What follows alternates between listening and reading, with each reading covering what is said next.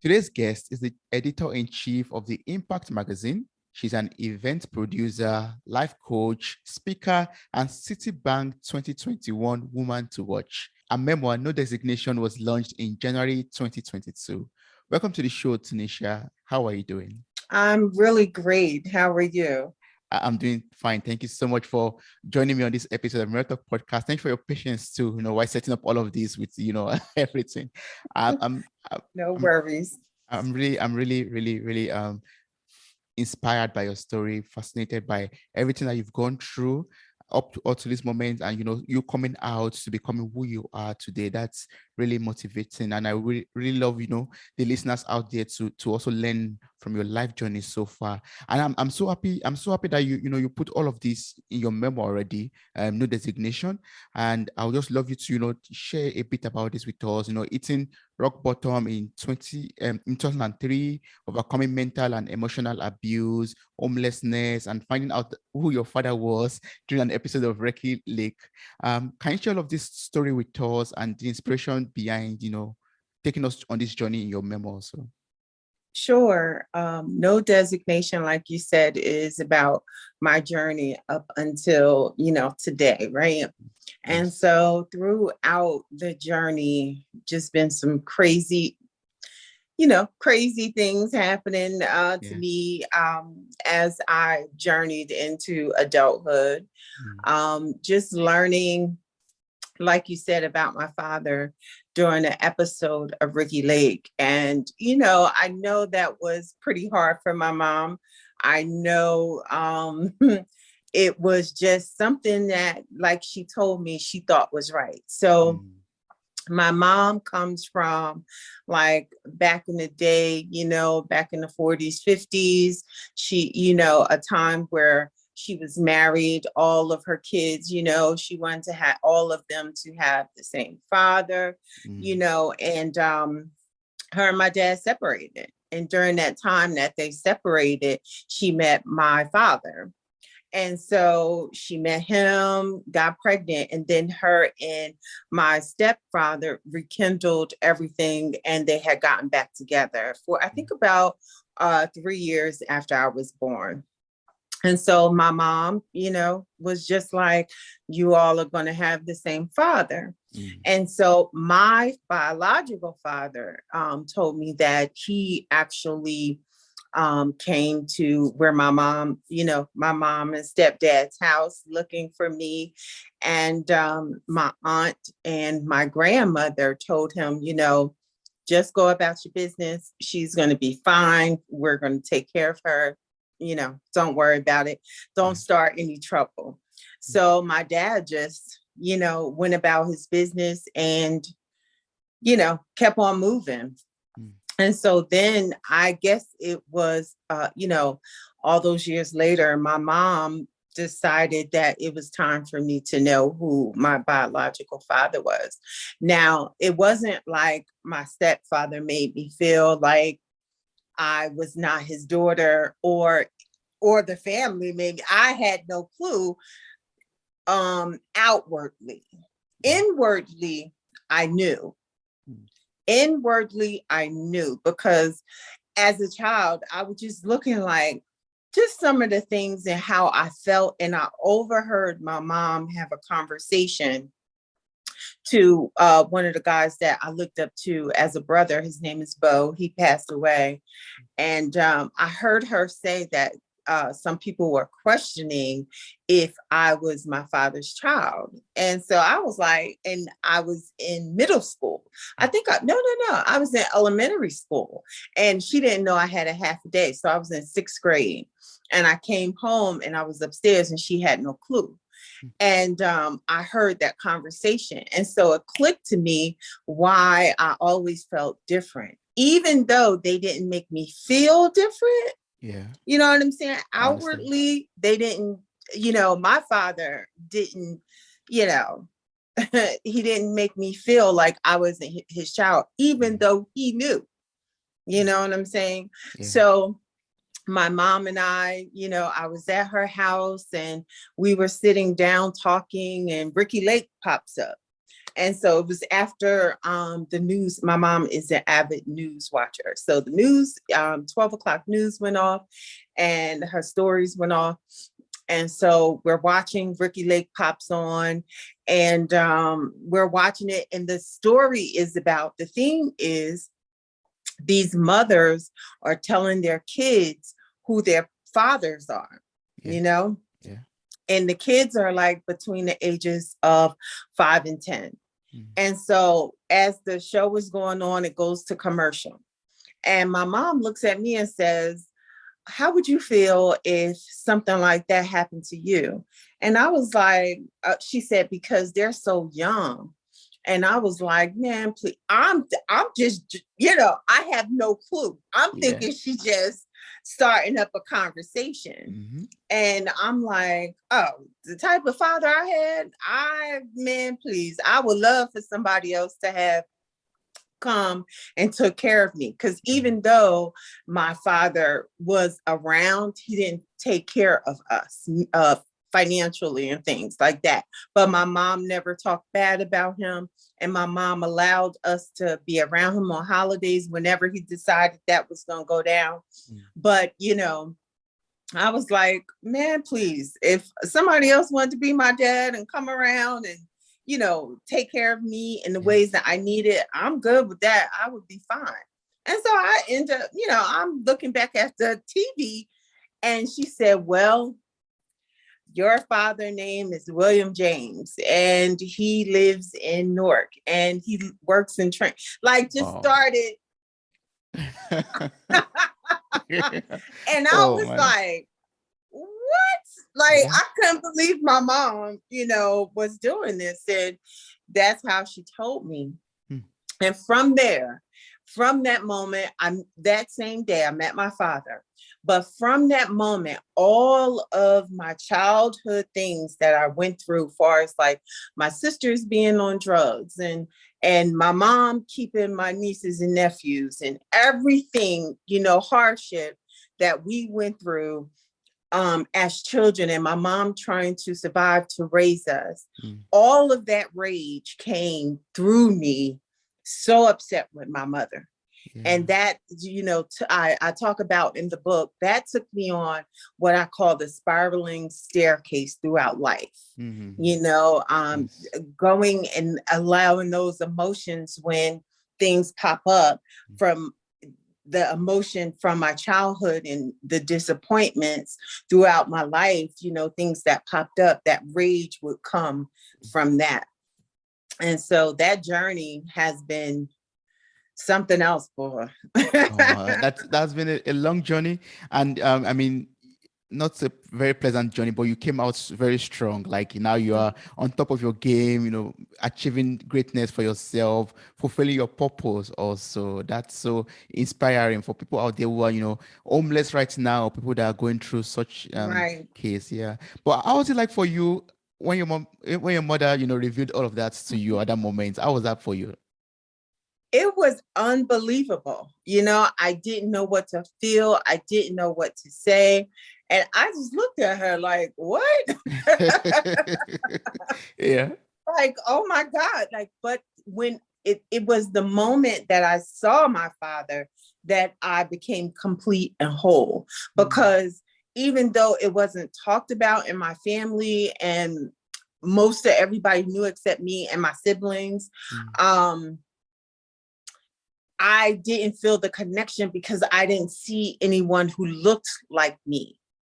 My mom, of course, everybody was like, oh, you look just like your mom, because you don't know who my father is. So of course I look just like my mom. Yeah. But when I saw my father, I felt the completeness because I looked like him.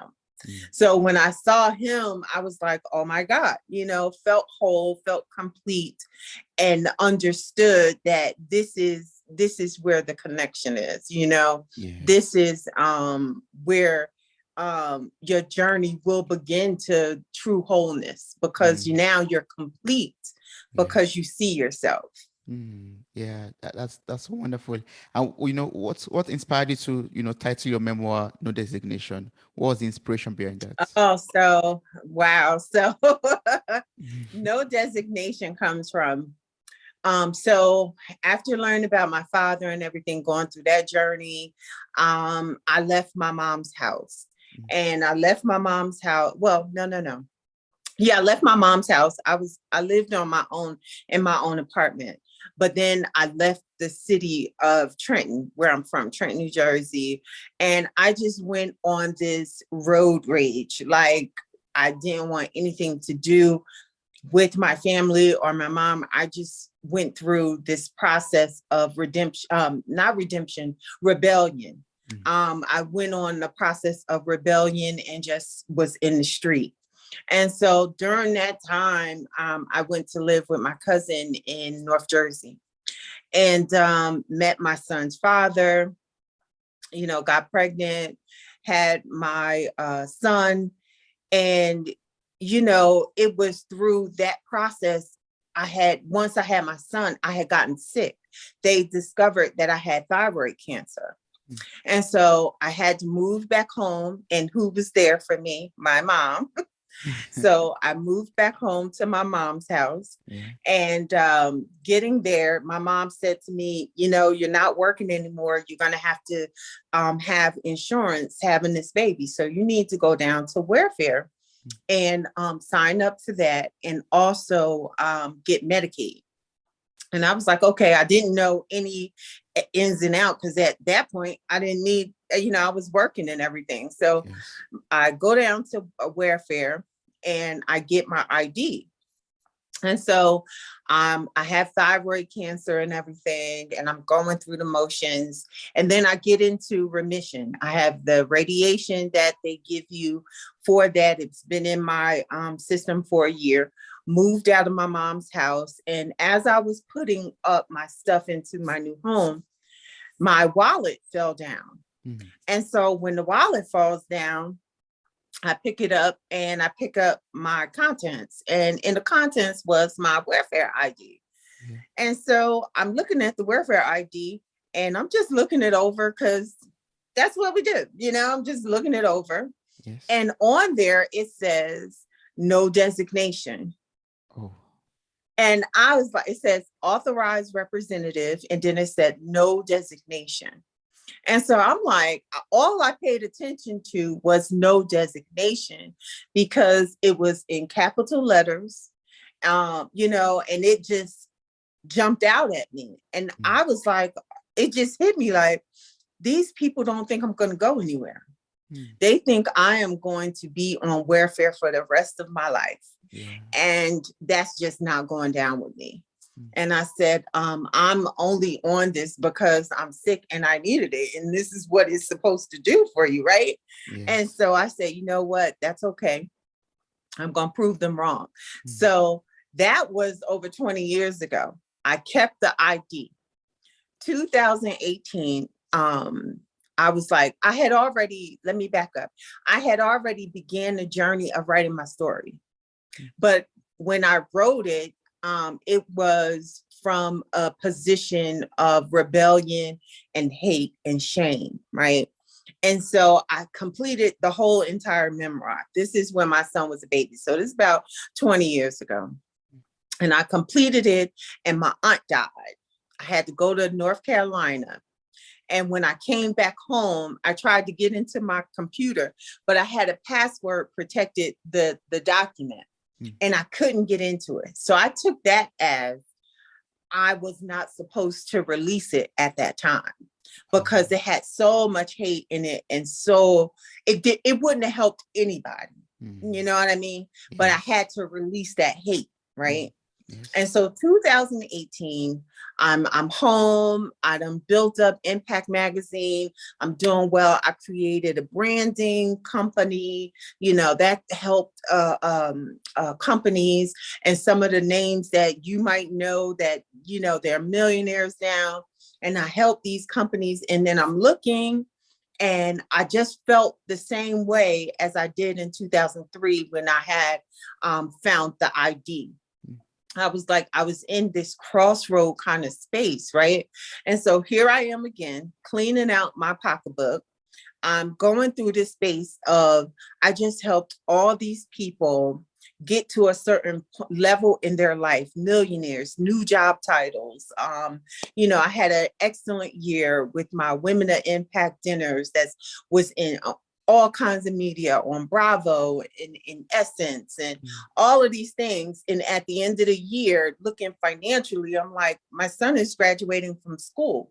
I couldn't even buy him a car if I wanted to, you know what I mean? Yeah. Because I sacrificed and used a lot of my money to help some of these brands and people to do and look great, you know what I mean? Yes. And so then I felt that no designation, right? But let me tell you something. I'm going through my pocketbook and I'm just looking through everything. And here comes my same wallet that I had back in 2003 with my ID in it. Yeah. And I saw it. And that moment I said, you know what? It just gave me that same vigor it did back in 2003. And I said, you know what? From this moment on, I'm going to take the time for myself. I am going to do what is necessary for me. I'm going to put me first. And I have to release, some of these things that's been holding me down and why I'm moving the way it like really explained to me why I was moving the way that I was moving, putting myself on the back burner and everyone else ahead of me. And so then when I saw that idea, I was like, you know what? I'm going to start writing my story, because every time I go to do an event or everything, some of the guests will be like, I would really love to hear your story, how you got started and all those things. And I said, you know what? I'm going to name it No Designation, and I'm going to use my welfare ID as the cover of the book. And then on the back of the book, I'm going to show who I am right now. Yeah. And that, temporary defeat is not permanent failure, Yes, I love that. Defeat is not permanent failure. I love that statement. Yes. Right. And it's also awesome that you used, like you said already, the ID, your welfare ID as a front cover. When I first saw the book, I was like, okay, this is so interesting, the design. Then later I got to understand that, oh, this is an ID. It is an ID card, actually. Yes. And at that time, I was sick and with thyroid cancer. And at that time, that day I'll never forget it. When I was diagnosed with the thyroid cancer and my mom told me to go to welfare, I had gotten who is my friend to this day, an amazing, what are they called? The agent that comes to you that helps you, the social worker that comes to help you. And so they assigned me to a young man named Donnie Walker. We are from the same hometown. I didn't even know who he was. And I find myself here with him. And he looks at me because I'm frail, but my clothes are so big, because I didn't want people to see me sick. So I would wear clothes. I looked like I was homeless, I didn't have any hair. So I wore my head wrapped up. And he said, tell me your story. Like, what is going on with you? And so I sat down, let him know, I have thyroid cancer and everything. And so he said, I want to help you. He said, but I'm going to expedite this case, because I told him, I said, I need a place of my own. My son is here, and I know that it is my environment that is making me become sicker, because with a thyroid disease, your environment plays a lot with you, along with stress, And even though my mom let me come stay with her, I had two sisters who were on drugs at the time. They were in and out of her house. It was just a situation where, because my mom is like, she's not going to leave and abandon her children. She's going to be there and help and do what she can. And that's where I got that from, put herself on the back burner for others to be okay. Right. Yes. And so I'm with him, and he said, okay, for us to expedite this and for us to get these things together, you're going to have to be available for me to get paperwork or anything I need. And he said, here's the bus card. And I said, every day I'm going to come to this welfare office and sit.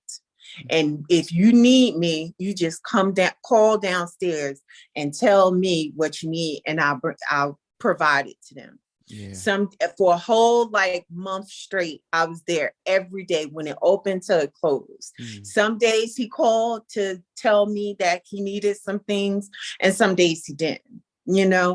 but I sat down there every day for that 30-day period.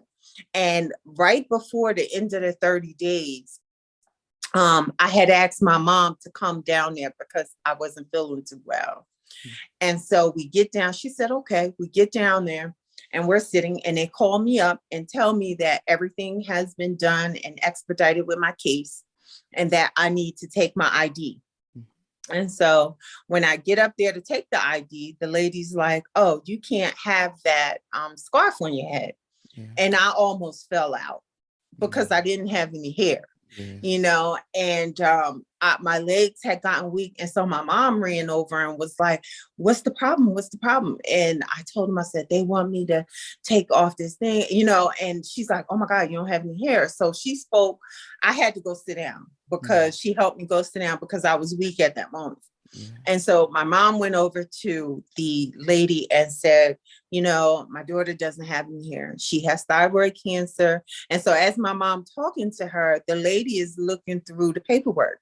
And she said, well, I don't see the paperwork here. She said, my daughter is very prideful.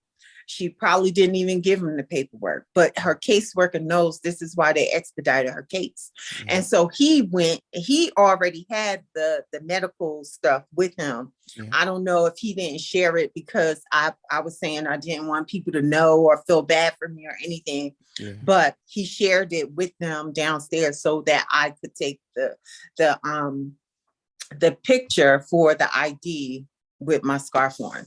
And that's where that came from. And it's so like, I just love the journey, right? Yes. I love the journey and how the intricate details just coincide with each other from that point to the next point, to the next point, to the next point, Yes. And at the end of the day, the common denominator was my mom was there for me, because a lot of the times, even though what she thought she did was right, it was right for her. Yeah.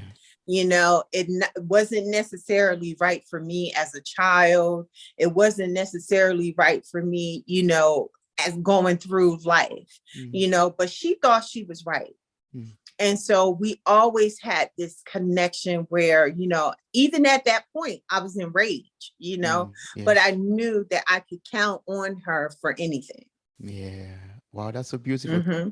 Thank you so much for sharing that. I really enjoy, listening to your life journey so far, going through all of that hardship, and you coming out to be someone who has designation finally. Like, yeah, from going from welfare to becoming the CEO, editor in chief, the founder of Impact Magazine, for example, being a life coach, also a speaker, Right. and meeting with great and wonderful big names out there, helping people with their businesses. That's so wonderful. And I'm sure there are listeners out there who have listened to your life journey so far now, and like, yeah, my case is not as bad as yours, as Tunisha's case. That means I have hope of a brighter future. I have hope Right, of a great right, future. right. Yeah. Exactly. Yeah. Exactly. And a lot of times we find that I found that a lot of our journey and issues stem from our childhood traumas. You know what I mean? And we make decisions from those traumas. Let me give you an example. I had a good friend of mine come to Utah for some business. And so we're in my house about to have breakfast, and we're just talking. And before he came here, he asked me how cold it was. And I said, it's not really that cold. We from Jersey. I'm like, this right here, it's not really that cold. Put a sweatshirt on, sweat hoodie, you're going to be good. And so he said, okay. But then while we were at breakfast, and that day, I think it was like 65 degrees. And he said, oh my gosh, I can't believe I brought this big coat. And I didn't even need it. And I looked at him, I said, I told you behind this leaving home, I told you it wasn't that cold here. Yes. And he said, oh, Tunisha, man, when I grew up, I was so cold. We ain't had heat like for a while. And, I've always had that, stigma of when it's cold outside, I just don't want to be cold. And I looked at him and I said, this is exactly what I'm talking about in my book. You made an adult decision off of a childhood trauma. Yeah. Even though I had already told you it wasn't that cold here, you made the decision to bring that coat because you remembered back from your childhood that you were cold and you didn't like it. So True. I told him, you have to accept that you were cold as a child. You have to accept it and let it go. And that does not mean right now, if you feel a little breeze or anything and you still find yourself cold, that does not mean you failed at anything. That does not mean that you're reliving this trauma. So you have to let it go. And now you're carrying around this big coat that you don't even need. And that's us as adults when we make decisions from our childhood traumas, is we're carrying around so much stuff on us that we don't even need. Yeah, that's true. Well, You know, is it ever possible for us to forget this childhood trauma or to forget our emotional and mental abuses of the past? Is that ever possible? I just from me, it's like I wouldn't say to it leaves you, but accepting what you cannot change. That is the thing that helps you move throughout the day with the trauma. Yeah. That is what makes you go through the day and not make those decisions out of the trauma because you accept it. Yeah. Yeah. And that acceptance bring you that inner peace because it had nothing to do with me. Him not having heat had nothing to do with him. That was a survival thing. His mom is trying to survive, and just like my mom, she did what she thought was best for her, so it had nothing to do with me. But we latch on and hold on because the trauma was happening to us. Yeah. And not because we didn't cause it, And True. so once I accepted everything, and guess how I was able to accept it? Oh. My son, throughout, the journey of building Impact Magazine, my brand and company and all these things, I did some major sacrificing. We was homeless, we stayed with one of my friends, then had to stay with one of my, two of my sisters, and then making the decision to build this thing because I just knew it was going to work. I just knew it. That God showed me that it was going to make room for me. And that was just it. I just knew it just had to work. Yeah. But in those workings of building a life, which a gift, you are always going to go through sacrifices. You're always going to go through some kind of trial in order to get to the triumph and to the goal.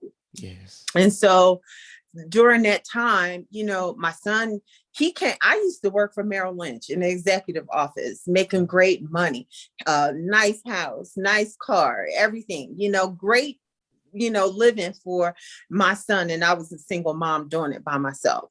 It was really great. And then once I saw how the magazine was doing and I had gotten laid off, I was like, wait a minute, I could take this time and build a magazine up. Yes. But at that time, like my mom didn't consider me with her decision, I didn't consider my son either. And so as I'm sacrificing, he's going through the sacrifices as a kid as well.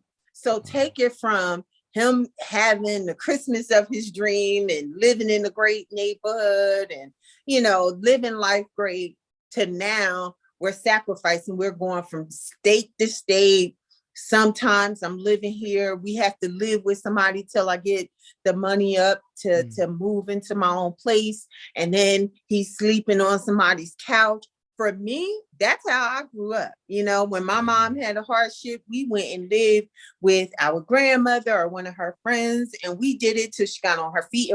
But my son didn't know that life. I just pushed him into that.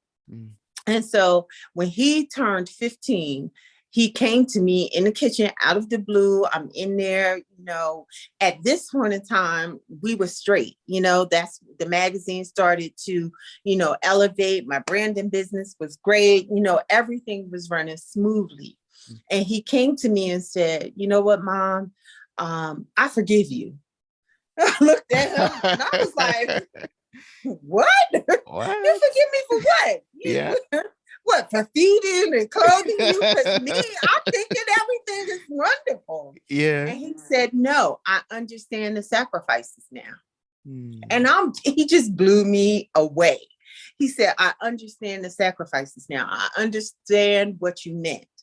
Because the one advice that my mother had given me a long time ago with my son was always, y'all are close. Stop screaming and hollering at him, because that's what you learned from me. And sit down and communicate with him, because that's what you guys do. Yeah. So y'all are good friends, talk. And I used to always tell him, it's not going to be like this all the time. These sacrifices are helping us to get here, yes, to get there. And so when he came to me and said that, my mom's voice, came to me just as clear as day. And I heard her say, I did what I thought was best. Yeah. It was like full circle. And when I heard her say that and him talking to me, the forgiveness and everything for my mother came at that moment. Because I understood what she meant. Because when she said it to me, I didn't understand. Yeah. And I was like, you thought this man being my father was going to be the best thing for me, and he didn't take care of me? Okay. I didn't understand. Yes. But as a mother now, and my child is coming to me to say he forgives me, and I'm looking at him and he explains why he forgives me, because he didn't grow up with all of those things, like those ills that I did. I grew up from a child with this stuff up until teenage years, like sleeping on people's couches, my mom getting herself together, trying to, figure this thing called life out with 6 children, Yeah. So even though I grew up like that, he didn't understand the sacrifice until he was 15. And at that moment is when I just let it go with my mom and understood that she made the best decision for her. Just like I made the best decision about building this business for me that actually benefited my son. Yes, that's true. But it wasn't what was right for him necessarily. That's true. Yeah. And you're able to break that chain by communicating with him, and he also forgiving you, and Isn't you forgiving your mom. Yeah, isn't that something? Because it wasn't like I was still in my 20s. No, I was in my late 30s when this happened. I was like 36. Wow. And he came to me, and not 36, I was like almost 40. And he came to me, and when he said that, it just, clicked to me like, okay, you thought you was this mom, this, thing. And so you understand your mom. You understand the dynamics of this thing called parenthood that we're learning each day as we go. And we think we're doing this great job, and which we are, in certain ways, but in other ways, we fall through the cracks with our children. And the way to fill those holes is to accept the responsibility that you made these decisions for you and not necessarily for me. Well, yeah, that's true. And that's why a chapter of your book is titled, in a chapter of your book, you talked about forgiveness as the key to opening many doors. Like, I really understand that right now. Like, your son coming over to you to tell you, Mama, I forgive you. And you also having that, reflection that, yeah, my mom did what she did for our own good, for our own best at the moment. And now you know better, and you are doing better, and yeah, you're able to. Exactly. And without shame or blame. And that's what I told my son. I said, now you're able, the things, and I admire my son, and I tell him this all the time, that I admire him, is because he had the opportunity to come to me and talk to me about it. And Yes. instead of me, like my mom gets really defensive if we come and we talk to her. She used to, because now we're able to talk, and she's older and she comes with a level of understanding. Mm. But before, she would get defensive and be ready to curse you out. And my mom is no joke. Okay. And so I didn't have that opportunity until I was like, now we're talking about it. Yes. But he has the opportunity to come to me and we talk in love, and I'm able to say, nah, I don't think so. And he's able to, just break it down, and we speak to each other like that. And that is from accepting the things I cannot change and understand that I wasn't a perfect mom. I'm not a perfect person. So be able to be open to this criticism that he's telling you so that we can go on and he can be a whole human being. Yeah. He Yes. can be whole and with understanding and love. Yeah, that's great. That's great. And I love that. I mean, we have to forgive and we have to do that without shame, without judgment, and grow from that. Accept it and grow. Yeah. And grow. Yes, I love that. Thanks so much for opening my eyes in this episode. I really enjoyed this conversation. But I would love to know, from your personal story, can you teach us or can you tell us how we could shut out, outside influences and provide a blueprint of how we could move forward with our lives? Yes. Yes. You have to be able to shut it down.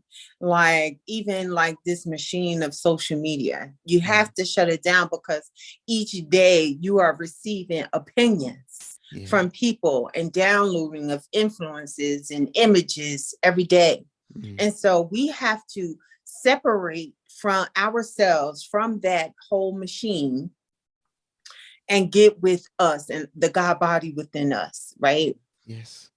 And pray and just ask for understanding Mm, and knowledge. And through that, you'll be directed on a path of understanding, of forgiveness, and all of those things because you're being influenced by your God body and mm, not from anything else that is trying to influence you in the world. And so that is the only way I've been able to move forward and do the things I've been able to do these past, 16, 17 years, mm. building a magazine and building myself up as a grown person, a grown woman. Yes. But at that moment in your life when you are in welfare and when things don't seem as if you're going to progress in life, how are you able to like take hold of your purpose with confidence and also make the main thing?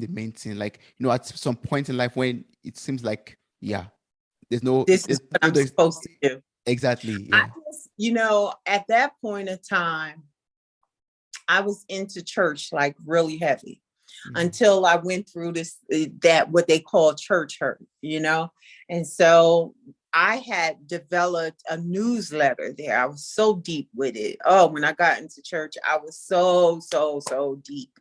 And I called it the Oracle. mm, And through the Oracle, I did the graphics, I wrote the articles, and the people loved it. They loved my insight and everything. mm, And so while I created that and I was leaving the church, I said, I was just sitting at work one day, like, if I'm going to leave the church, how would I be able to get the message out of positive news and, all of the good things I wanted to talk about? mm, And herein lies this amazing guy, Darren Morris, from my hometown. Every week he would put out a paper. It's called Cream Magazine. And in that newspaper, it held images of people from the neighborhood who graduated, who babies were turning like one, mm. who babies, who I'm sorry, my phone, No problem. whose babies are turning, they're celebrating graduation, all Mm, of these things.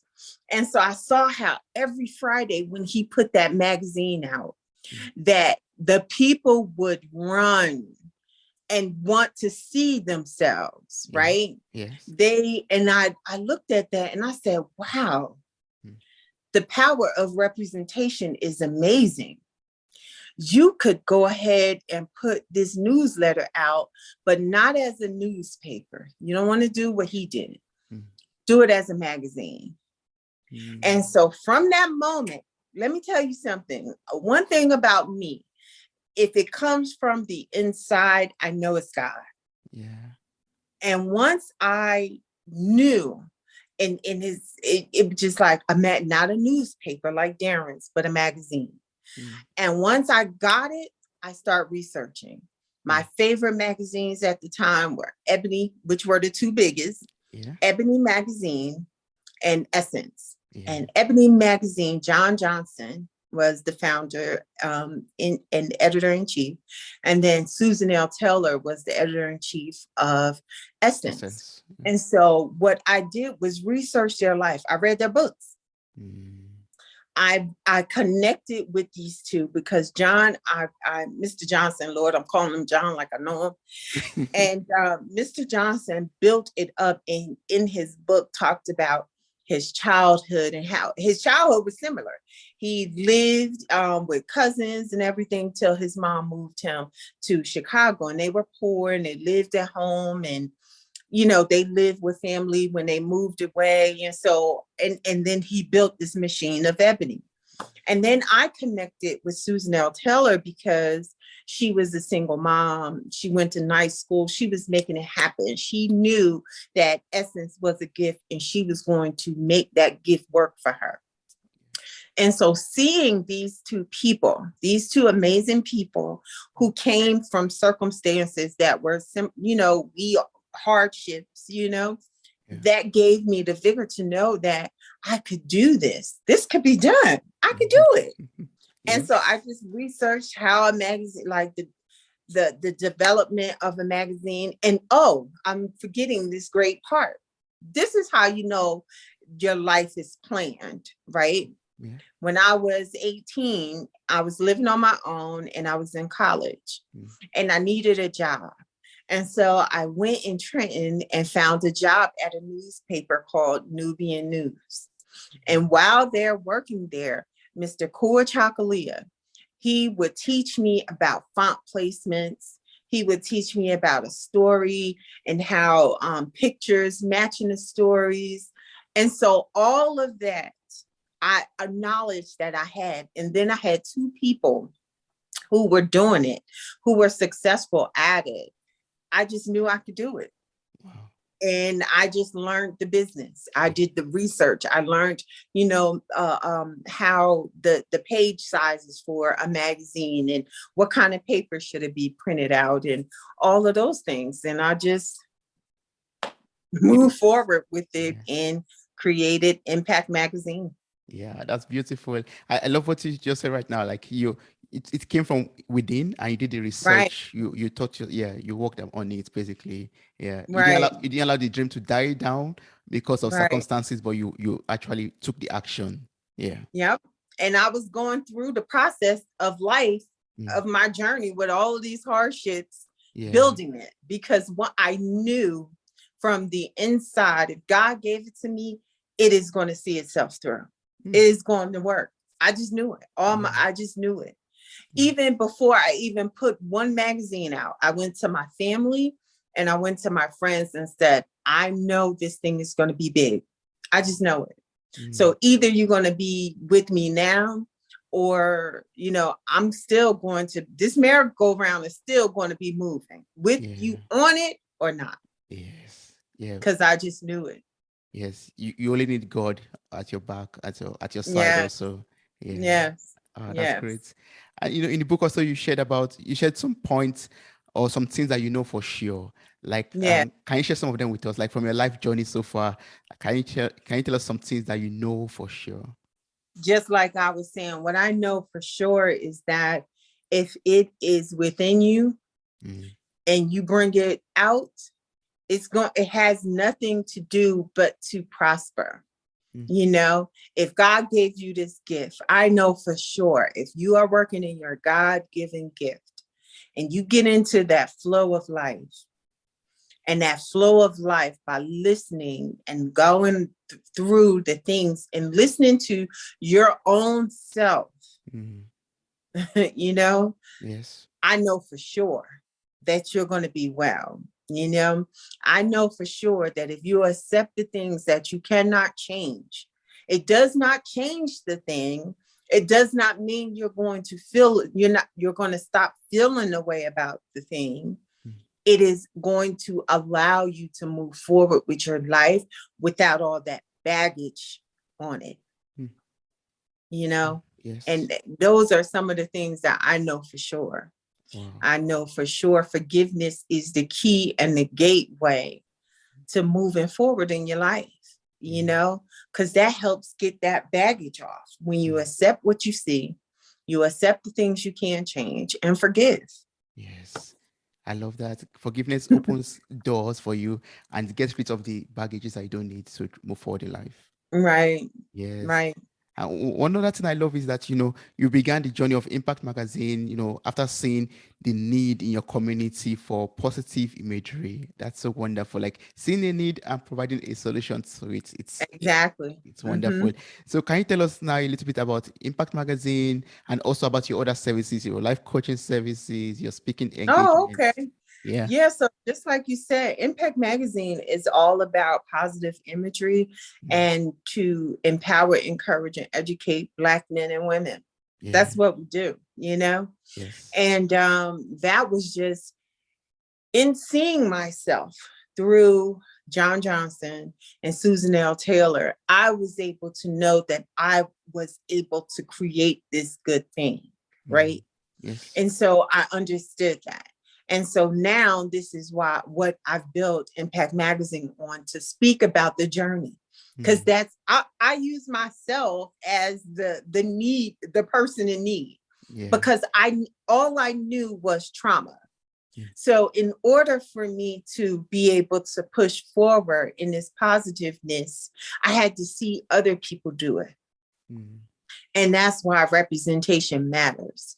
I had to see other people looking like me do the thing that I'm trying to do and push forward and do it and be successful Yeah. with it. And how did they deal with their home life on Mm. the back end?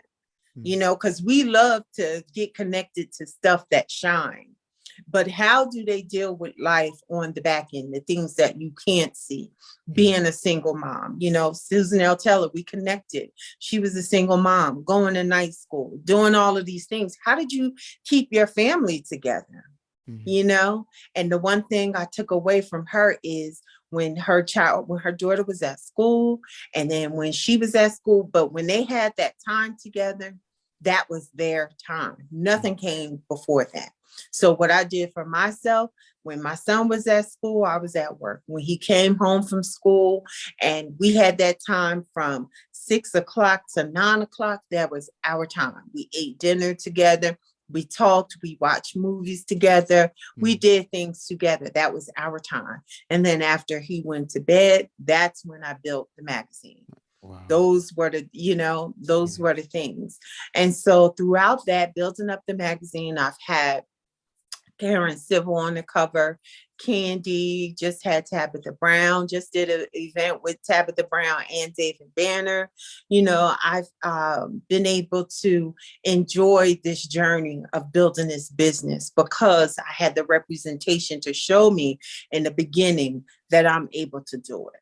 You Yeah. know, and then through this business and going through life, I've been able to become a life coach. And when people come to me, they know we're not bringing baggage of shame and blame with us. We're going to hold ourselves accountable and accept the things that we cannot change. Mm. And then my company, Impact Brand Strategist, we also help with branding. And that came about because every week someone was calling me on the phone to help them with their brand, Mm. either connect them with someone or did this picture look right with that? And one day I was on the phone with the publicist named Angie Collins, and we would speak at least like 2-3 times a week at this time.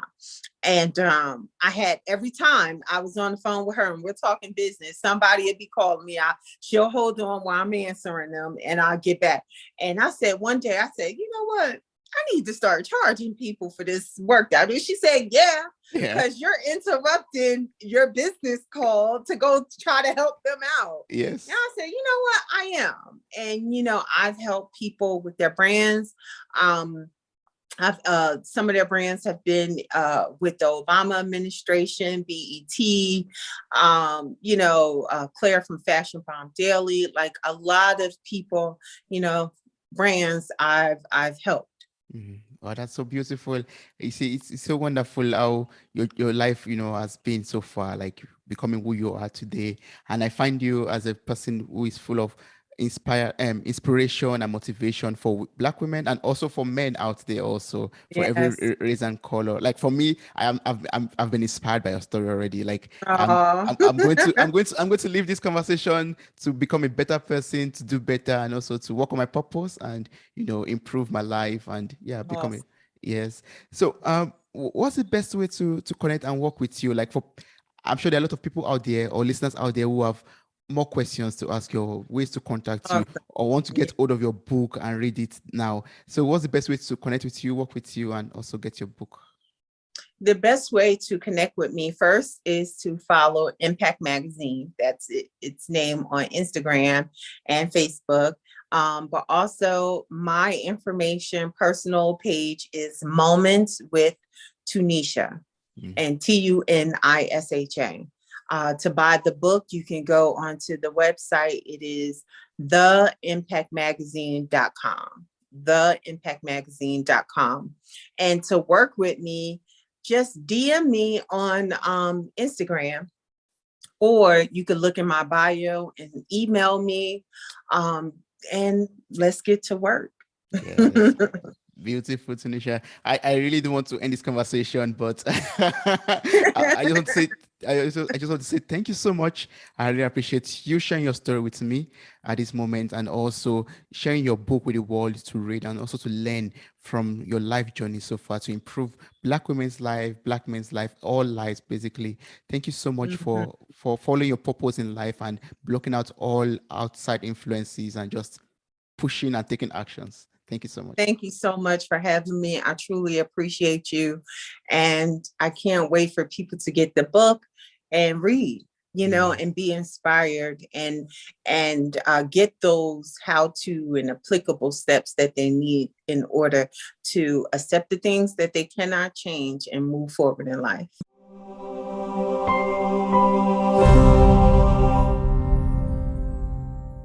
Hey there, podcast enthusiasts. Are you ready to add a little sparkle to your day? If you're loving the insightful conversations and captivating stories on Mirror Talk Podcast, here's a friendly nudge to hit that subscribe button. By subscribing, you'll never miss out on the empowering messages and thought provoking discussions we bring to your ears. But wait, there's more. We're all about spreading positivity and inspiration, and you can be a part of it too. How? By sharing the love with your friends and family. Share this episode with your loved ones, and let's create a ripple effect of empowerment and growth together. And hey, if you've been enjoying what you hear, why not take a moment to leave us a glowing 5-star review? Your feedback fuels our passion to keep delivering content that resonates with you. So hit that subscribe button, share the love, and leave us a review. Let's keep the conversation going and spread the Mirror Talk magic far and wide. Thanks for tuning in, and remember, your support means the world to us.